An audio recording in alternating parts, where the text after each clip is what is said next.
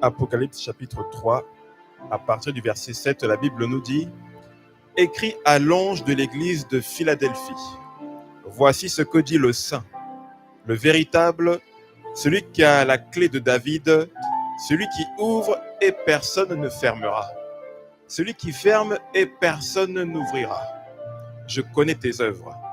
Voici parce que tu as peu de puissance et que tu as gardé ma parole et que tu n'as pas renié mon nom, j'ai mis devant toi une porte ouverte que personne ne peut fermer. Voici, je te donne de ceux de la synagogue de Satan qui se disent juifs et ne le sont pas, mais qui mentent. Voici, je les ferai venir se prosterner à tes pieds et connaître que je t'ai aimé. Parce que tu as gardé la parole de la persévérance en moi, je te garderai aussi à l'heure de la tentation qui va venir sur le monde entier, pour éprouver les habitants de la terre. Je reviens bientôt. Retiens ce que tu as, afin que personne ne prenne ta couronne. » Amen. On peut s'arrêter par là. Nous acclamons le Seigneur. Nous acclamons le roi des rois. Oh, nous acclamons notre Seigneur bien-aimé. Nous pouvons nous asseoir. Nous connaissons bien évidemment ce texte. C'est l'Esprit de Dieu qui s'adresse aux anges de plusieurs églises par le truchement de l'apôtre Jean, qui a eu des visions, des grandes visions. Et lorsqu'il s'arrête à l'église de Philadelphie, qui est l'avant-dernière de toutes les églises auxquelles on a adressé des salutations, on a adressé des messages. J'aime cette église, pourquoi? C'est la seule de ces églises qui ne reçoit pas de reproches. C'est la seule de ces églises qui ne reçoit pas de critiques.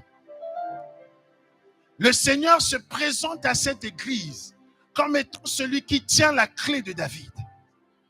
Il tient la clé de David. La clé, c'est pour ouvrir les portes. Bien-aimés, suivez-moi attentivement. La clé, c'est pour ouvrir les portes. Là où se trouve l'église de Philadelphie, les portes sont fermées.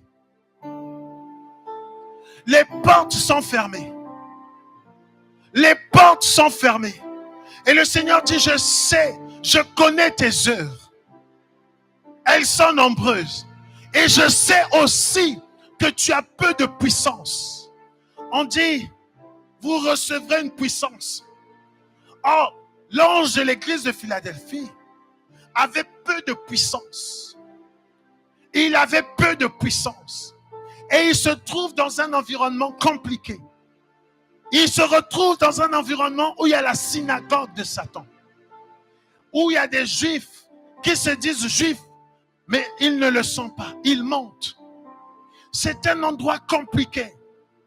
En fait, l'ange de l'église de Philadelphie et toute l'église de Philadelphie se retrouvent dans un environnement hostile. Et quelquefois, nos assemblées peuvent se retrouver aussi dans des environnements hostiles. Ton couple peut se retrouver dans un environnement hostile. Ta famille peut se retrouver dans un environnement hostile. Là où tu travailles, ça peut être pour toi un environnement hostile. Il y a peut-être dans ton lieu de travail des personnes qui sont dans le 33e degré de la franc-maçonnerie. Et quand ils te regardent, ils arrivent à scanner ton état spirituel. Savoir si tu es puissant ou pas. Il y a quelquefois, tu vas te retrouver dans un lieu de travail, personne ne t'aime. Tout le monde te boude. Et toi, tu te dis, mais qu'est-ce qui m'arrive?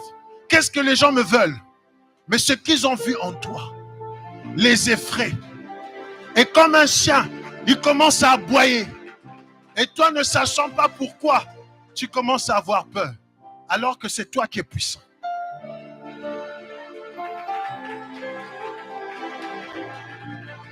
L'église peut se retrouver dans une ville hostile où le maire se rend très bien compte que cette église n'est pas pour mon avantage. Nous devons la dégager de ce lieu. Et il multiplie les démarches pour faire sauter l'église.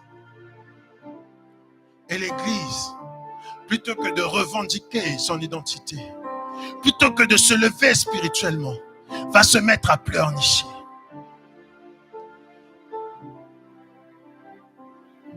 L'esprit va dire, je sais que tu as peu de puissance. Mais il se présente à lui comme étant celui qui tient la clé de David. La clé de David, c'est un badge qu'on mettait sur l'épaule. Et c'est sur l'épaule que se repose l'autorité. Le livre d'Ésaïe dit, l'autorité se reposera sur ses épaules. Donc c'est sur l'épaule que se repose l'autorité. Et on mettait ça comme un badge.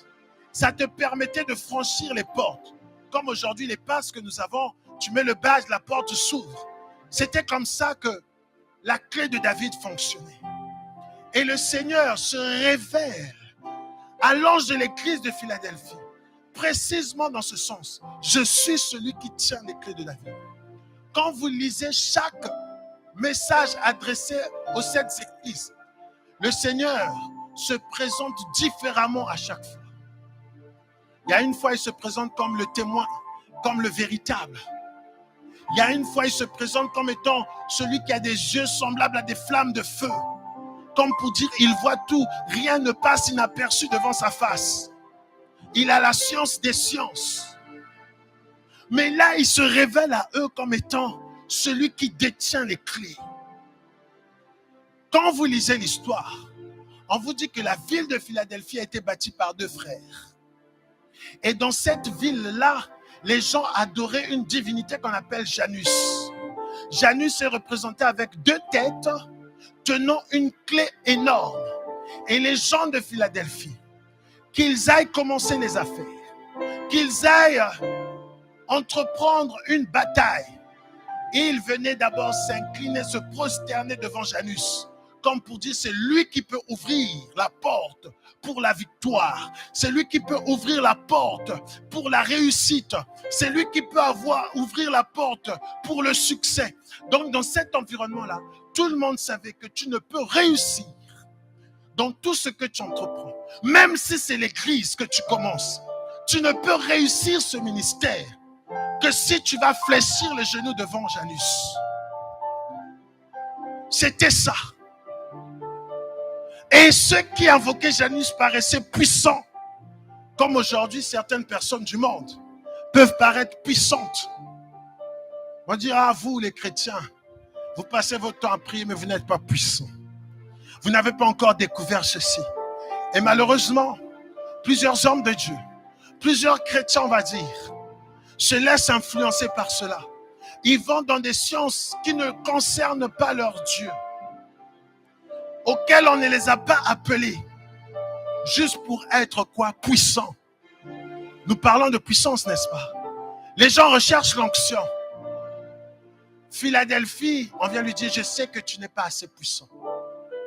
Donc, qu'est-ce que le Seigneur voulait dire? Je sais que dans l'environnement où tu te trouves, il y a des gens qui sont plus puissants que toi. Il y a des gens qui sont plus puissants que toi. Eux, ils savent quitter leur corps. Eux, ils savent voir les choses invisibles que toi, tu ne vois pas. Toi, tu prétends voir Dieu, mais eux, ils voient des choses invisibles, toi, tu ne vois pas. Eux, ils peuvent quitter leur corps, toi, tu ne peux pas. Eux, ils peuvent faire des incantations et des choses concrètes arrivent. Toi, tu ne sais pas le faire. Tout ce que tu sais, c'est que tu es avec le Seigneur. Tout ce que tu sais, c'est que le Seigneur t'a appelé. Tout ce que tu sais, c'est que tu appartiens au Seigneur. Et qu'est-ce que le Seigneur vient dire à Philadelphie? Malgré tout ça, malgré les Juifs là, malgré la synagogue de Satan, ce que j'ai pour toi, ce qui est à ton avantage, tu n'as pas renié mon nom. Tu as persévéré dans ma parole. Dis à quelqu'un qui est à côté de toi, persévère dans la parole, persévère dans la parole, persévère. Non, dis-le lui avec puissance et onction.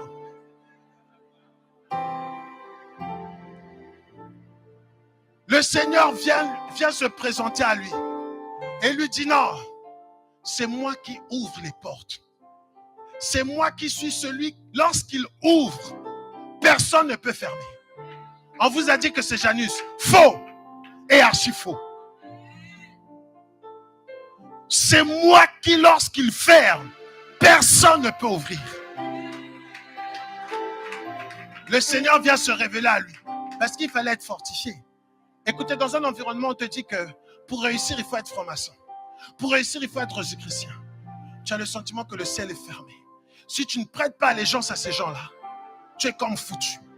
Et oui, bien-aimé, dans le monde dans lequel nous sommes, lorsque tu atteins un certain niveau, peut-être qu'on ne t'a pas encore consulté parce qu'ils ne t'ont pas encore repéré, parce que tu ne brilles pas encore assez, parce que Dieu te cache encore.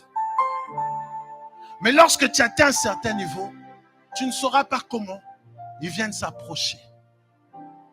J'ai un frère qui prie avec nous à l'église. Dieu l'a béni dans les affaires. Dieu l'a béni dans les affaires. Et la plupart des choses qu'il y a dans ce bâtiment, c'est lui tout seul qui a semé. Ce frère a semé dans l'église plus de 80 000 euros. Et ses entreprises, comme la Bible dit, il allait en s'enrichissant, en devenant fort riche. Lui, il a vécu ce passage-là, comme Isaac. Mais à un moment donné, bien aimé dans le Seigneur, il est venu me dire, ah, homme de Dieu, j'ai été approché. Il faisait une conférence, il était dans une conférence un peu comme la nôtre, mais ça c'était pour les entrepreneurs. Et pendant qu'il a exposé, il a exposé éloquemment, avec puissance, avec onction. Et c'était dans un pays d'Afrique. Et les gens savaient qu'il venait d'ici, d'Europe. Et il y a des gens qui l'ont approché avec des codes pour dire, frangin, dis-nous, de quelle loge es-tu là-bas? Directement comme ça. Et lui, il a fait mine de ne pas comprendre. Il y a des endroits, bien aimé, fait mine de ne pas comprendre. Je vous assure, c'est important. Il a fait mine de pas. Il a insisté. Il a donné quelques codes. Et il a vu qu'il n'y avait pas de répondant. Il a dit, ah ben, excuse-moi, je pensais que... Parce que pour lui, quand tu atteins ce niveau-là, il faut certainement appartenir aux loges. Il a été approché. Et plusieurs personnes sont venues me témoigner comme ça qu'elles ont été approchées. Parce qu'elles ont atteint un certain niveau. Parce que dans ce monde, je vous assure, que ce soit dans la musique, dans l'art, dans les entreprises, dans la politique, lorsque tu excelles dans le domaine dans lequel tu te trouves, on va t'approcher. Tu vas aller beaucoup plus loin. Tu veux prospérer. Il vient comme coopter. Il vient te prendre pour t'emmener dans les sphères. Et c'est pour ça que c'est important de comprendre le pourquoi du comment. Et Philadelphie était une assemblée qui se trouvait dans un terrain hostile. Il y a la synagogue de Satan. Elle est imposante. Il y a des gens qui se disent juifs, mais ils ne le sont pas. Mais ils sont imposants. La finance, c'est eux qui détiennent. La politique, dans leurs mains. Tout dans leurs mains. Donc tu veux avancer, tu veux prospérer. Même l'église, vous voulez prospérer, il faut passer par eux. Ils s'invitent dans l'église. Je dis, bon, apôtre Hervé, nous t'avons suivi depuis un moment, surtout depuis que toutes les assemblées font des lives, des directs. On est suivi. Nous t'avons suivi. Tu es un homme de bien. Mais nous avons prévu un grand terrain pour toi. Nous avons prévu un grand terrain pour toi. Nous avons des personnes qui vont s'associer à ton ministère. Et nous allons investir dans ton ministère. Tu auras un salaire de 25 000 euros.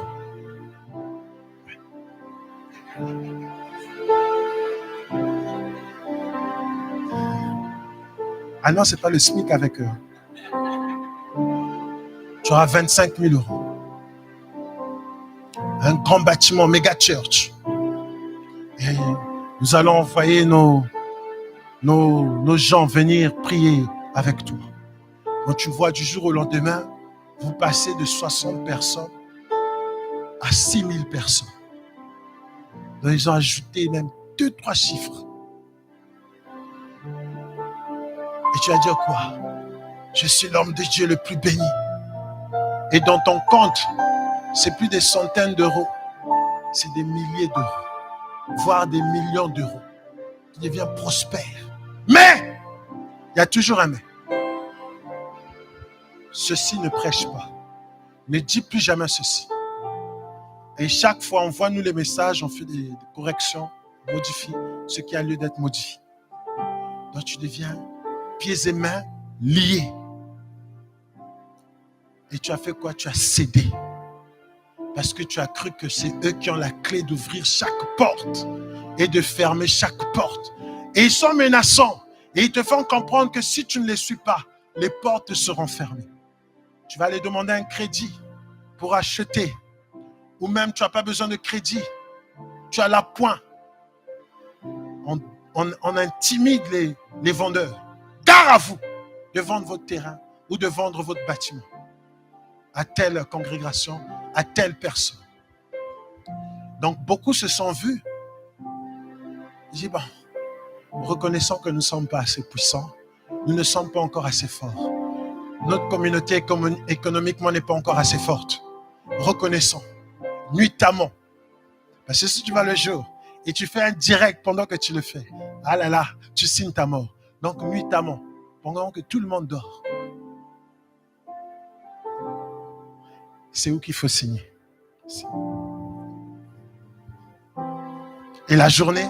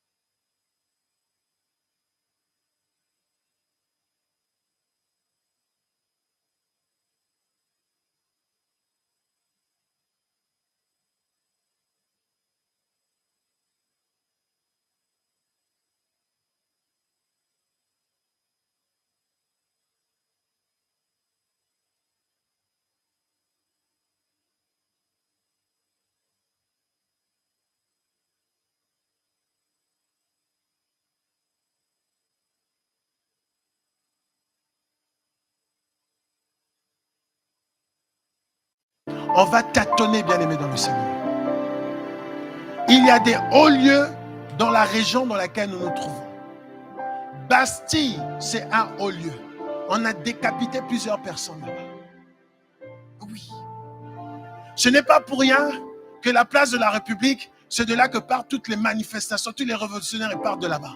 Ah bon, on va manifester aujourd'hui. Bon, on commence où? On commence à la place de la République et on va tout péter, on va tout casser. C'est pas pour rien. Ce n'est pas pour rien. Spirituellement, c'est un haut lieu. C'est une force. Tu dis, bon, nous allons implanter à Paris. Tu te frottes à ces personnes-là, à ces entités-là. C'est des principautés, c'est des dominations. Tu veux réussir dans l'œuvre, tu ne sais pas cela. Tu avances naïvement à tâtons, mais il y a ces principautés, ces dominations contre toi. Est-ce que, c'est une question que je pose. Admettons que il y a une compétition de football.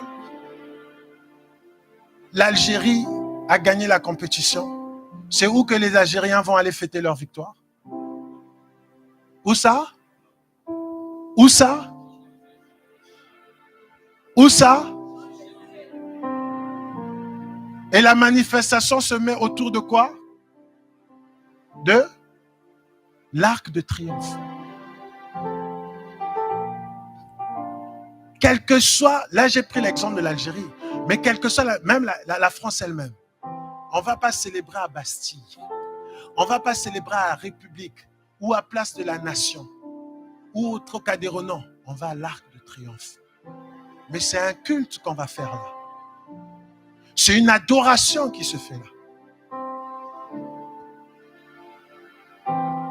Lorsque la France a gagné pour la première fois en 98, on a fait apparaître le visage de Zidane sur l'Arc de Triomphe. Le visage de Zidane a occupé tout l'Arc de Triomphe. Et les gens étaient là et célébraient. Mais c'est un culte. C'est un culte. Et toutes les nations qui sont ici, lorsqu'il y a la victoire, vont là-bas. C'est un culte. C'est pour vous dire que c'est une place fortifiée. C'est une place fortifiée. Quand vous arrivez à la place de la Concorde, l'obélix qui est là, c'est une place fortifiée. La première fois que je me suis retrouvé à Washington, je me suis mis sur une place où tu vois qu'il y a une ligne droite comme ça, où tu vois l'obélix.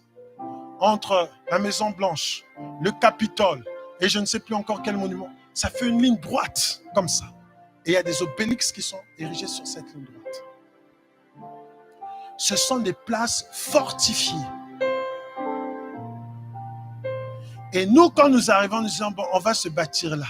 Mais je sais que là où tu es là se trouve la synagogue de Satan. Toi, tu veux prospérer là où se trouve la synagogue de Satan. Tu veux prospérer là où se trouve le culte d'Isis. Alors, de deux choses l'une. Soit tu prêtes allégeance, tu te prosternes devant Isis et on t'ouvre les portes. Et tu gagnes.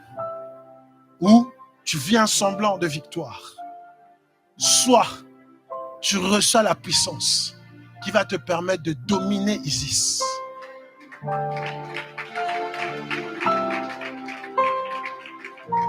Soit tu te prosternes chez les Rosicruciens et ils t'ouvrent les portes et tu prospères dans leur ville.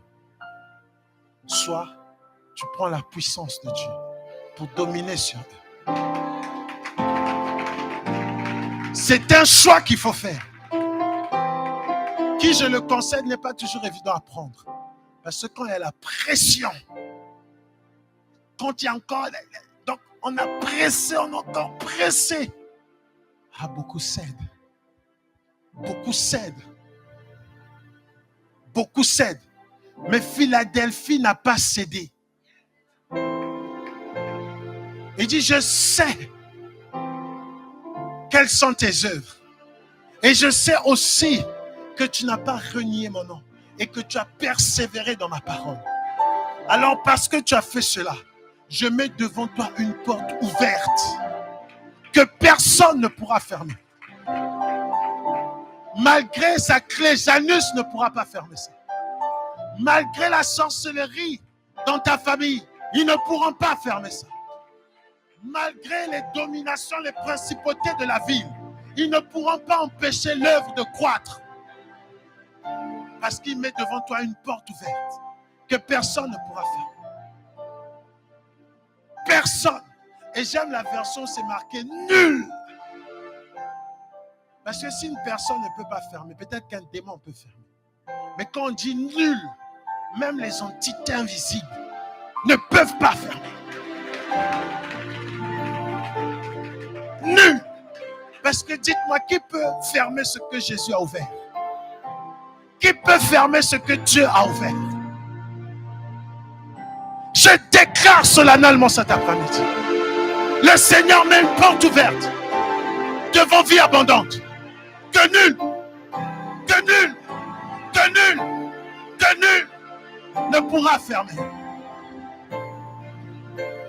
Alléluia. Sois prophétique. Quand c'est comme ça, dis je reçois. Le Seigneur met une porte ouverte devant toi. Que nul, que nul, que nul ne pourra fermer. Alléluia. Alléluia. Alléluia. Oui, acclame le Seigneur. Acclame, acclame, acclame. Acclame avec des cris de joie. Acclame avec des cris de joie.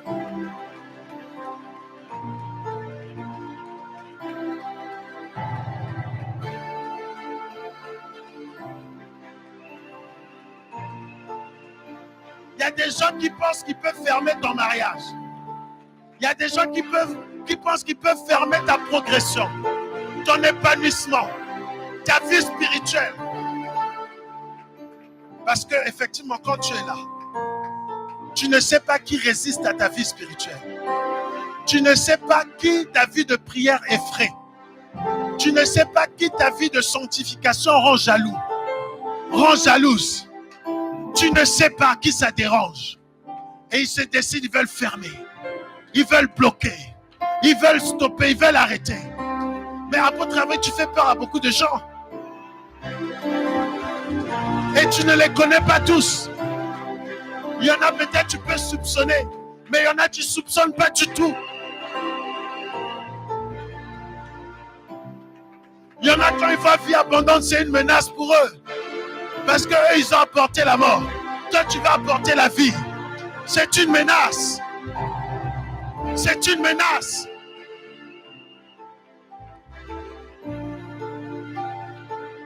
Alors ils se disent juifs, mais ils ne le sont pas. Ils mentent, dit le Seigneur. Ils disent, il faut passer par nous. Les finances, il faut passer par nous. Amen. Vous savez, bien aimé dans le Seigneur.